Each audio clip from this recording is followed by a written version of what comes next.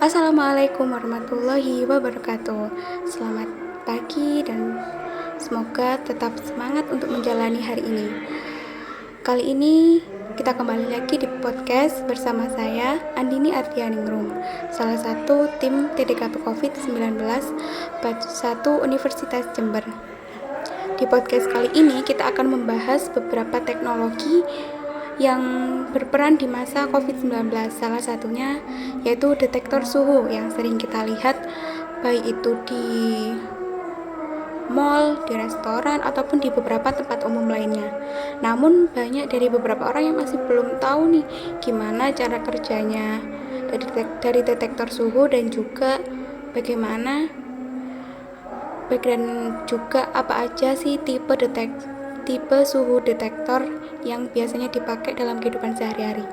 Di sini kita akan berdiskusi dan sharing bersama salah satu mahasiswa Universitas Jember yang berhasil mendapatkan beberapa juara di bidang penulisan, khususnya di bidang detektor suhu. Sebelumnya, dipersilakan untuk dari narasumber boleh memperkenalkan diri mungkin dari nama, universitas, dan kesibukannya di sekarang ini. Ya, terima kasih atas kesempatannya. Izin memperkenalkan diri, nama saya Nabil Nabahna MH, biasa dikenal Nabil. Saya dari jurusan Fisika angkatan 2018, Fakultas Matematika dan Ilmu Pengetahuan Alam, Universitas Jember. Untuk kesibukannya yang sekarang, saya memiliki beberapa kegiatan, mulai dari kegiatan perkuliahan, di beberapa kesempatan mengisi materi, di beberapa kesempatan juga sibuk mengikuti kegiatan mobility program di Universitas Tun Hussein on Malaysia. Selain itu, saya juga memiliki kesibukan mengikuti beberapa lomba dan juga ancang-ancang atau persiapan untuk tugas akhir. Baik. Nih, mengenai lomba nih, saya kan pernah dengar Anda pernah membuat itu semacam jenis tulisan yang berkaitan dengan detektor suhu. Boleh sedikit cerita tentang mungkin artikel tersebut? Ya, benar sekali. Saya memang udah 2 kali membuat tulisan tentang pemanfaatan detektor suhu untuk pencegah awal COVID-19. Jadi sebagai pendeteksi awal penanganan COVID-19. Nah, tulisan saya berupa esai dan itu sudah saya ajukan untuk mengikuti beberapa lomba nasional dan alhamdulillah udah pernah juara 1 nasional dan pernah juga juara 2 nasional untuk jenis yang berbeda. Cuman secara pemanfaatan dan fungsi serta tujuannya sama.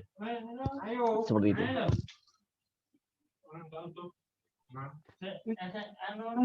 Detektor suhu dalam artikel Anda itu jenis detektor suhu seperti apa itu, dan ada berapa sih detektor suhu yang biasanya digunakan dalam kehidupan sehari-hari?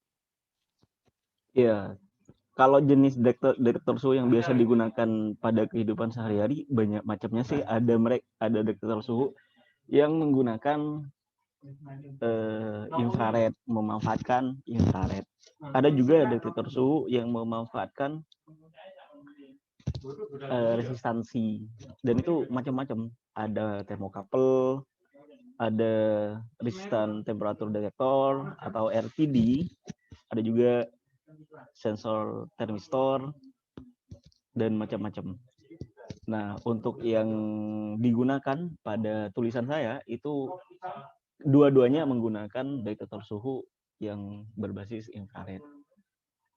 Lebih spesifiknya itu pakai pasif infrared. Sedangkan yang satunya pakai detektor suhu LM35.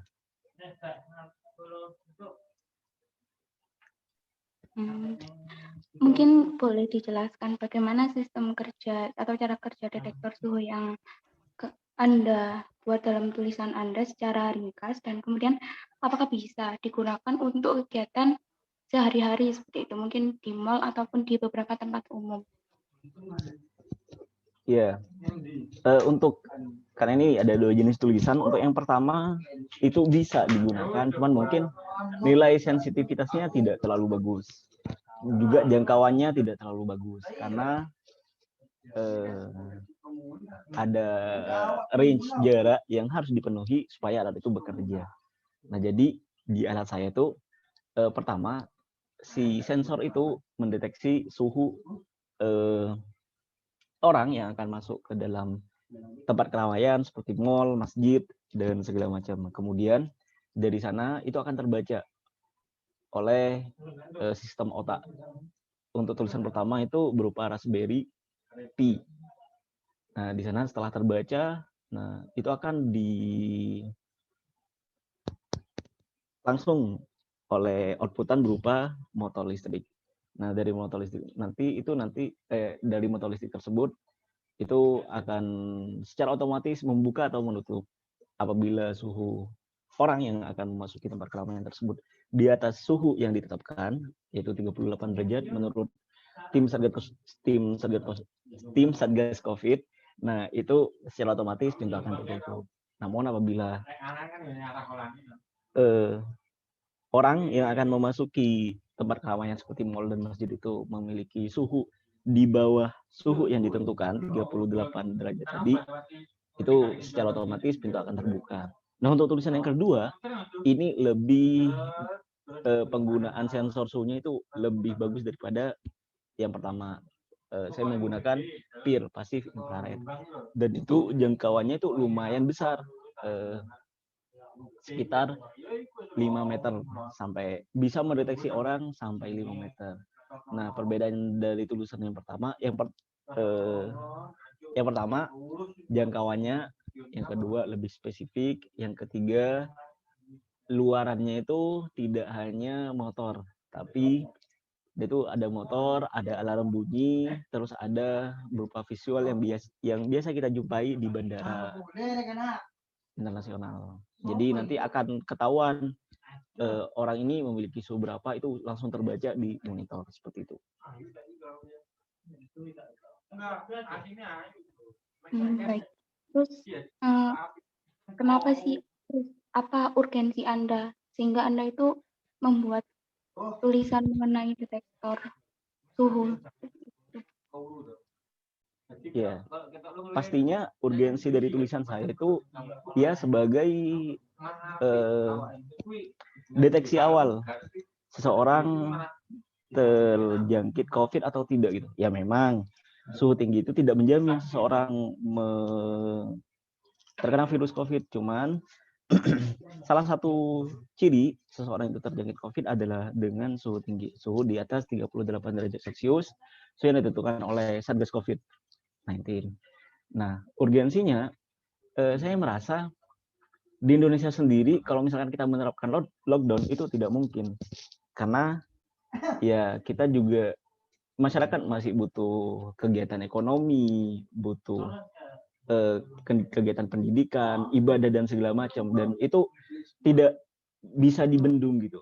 Ya, karena kita tahu sendiri, memang ada beberapa orang yang agak nakal gitu, ingin melanggar peraturan yang sudah ditetapkan oleh pemerintah. Dan juga apabila kita menerapkan lockdown, itu ada banyak hal yang pasti dirugikan. Kayak misalkan di pendidikannya tidak menjadi maksimal, dari kegiatan ekonomi, beberapa sektor ekonomi pastinya akan terganggu. Jadi untuk hal itu saya itu menginginkan kegiatan ekonomi, pendidikan, dan ibadah itu tetap berlanjut. Cuman penularan COVID bisa terkendali juga gitu. Makanya kita buat alat pendeteksi awal seseorang terkena COVID atau tidak. Dan juga ini sebagai bentuk evaluasi dari apa yang sudah ada gitu. Biasanya kan kalau di mal-mal itu menggunakan termogan. Nah, itu pastinya butuh waktu yang cukup lama untuk pengecekan suhu, sehingga yang seharusnya physical distancing jadi gak physical distancing karena ada antrian yang cukup panjang. Nah, oleh karena itu kita gunakan sensor suhu yang lebih efektif lagi gitu, yang lebih efisien lagi sebagai solusi pendeteksi awal seseorang terkena COVID. Seperti itu. Oke. Dari urgensi yang udah Anda paparkan ya, Anda sudah pernah untuk mungkin menguji coba detektor suhu yang Anda buat di tulisan Anda, dan seberapa efektif untuk mengurangi penyebaran COVID-19? Kalau langsung uji coba ya, langsung diaplikasikan masih belum, karena ini masih dalam bentuk gagasan. Dan dasar saya melakukan tulisan itu, saya membuat tulisan itu melalui tinjauan pustaka. Dan memang dari beberapa tinjauan pustaka yang sudah saya pelajari, yang sudah saya review, itu jauh lebih efektif daripada yang sudah ada.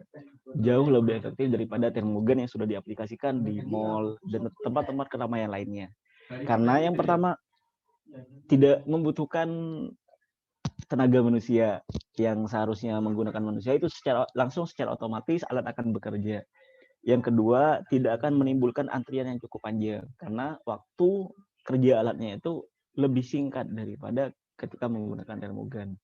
Terus yang ketiga, itu lebih efektif daripada termogan karena tadi sensitivitas serta jangkauannya itu lebih spesifik lagi gitu, daripada termogan. Seperti itu. Mungkin sudah menjawab pertanyaan.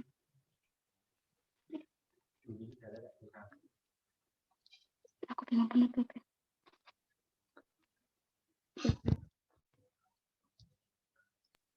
Ya mungkin untuk wawancara ini alhamdulillah sudah menjawab semua pertanyaan, dan terima kasih atas ilmu yang sudah disampaikan. Mungkin ada beberapa closing statement yang bisa Anda sampaikan. Monggo dipersilakan.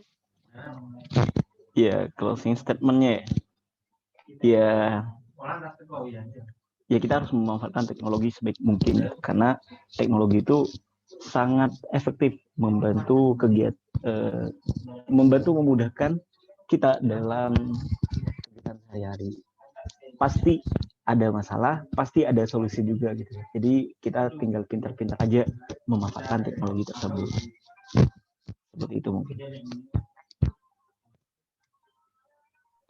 Ya, terima kasih atas waktu luang yang sudah diberikan.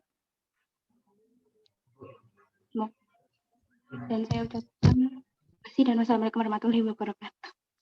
Waalaikumsalam warahmatullahi wabarakatuh. Terima kasih atas waktunya juga. Sisil. Bayar mat. Tak kirim nomor rekeningku ntar. Ya apa iki? Kak membantu. Wis, kamu mari daftar KKN toh? Udah daftar di SD-nya itu. Anak sosialisasi lo saiki. Iya tah? Iya, lo enak Telegram. Mana gak ada? Ais 10.000 ayo. Enak. Pas 10.000-an. Murah banget. Ya. Iku dulu niku Mbak Yusi wis ngomong soal sosialisasi KKN. Oh. Yowis, gak apa-apa. Berarti aku mau ambil di Madura ya berarti. Aku pengennya di Jember, Mat. Iso tak iso gak sih? Pengen nih. Bisa kayaknya. Kan oke. Kayak dang balik ngono kan. Aku kan relawan COVID. Ini recordingnya belum dimatiin loh. Oh iya lupa, Mat. Nanti kan diedit, Mat. Siap. Ya, Mat. Apa banyak memorinya?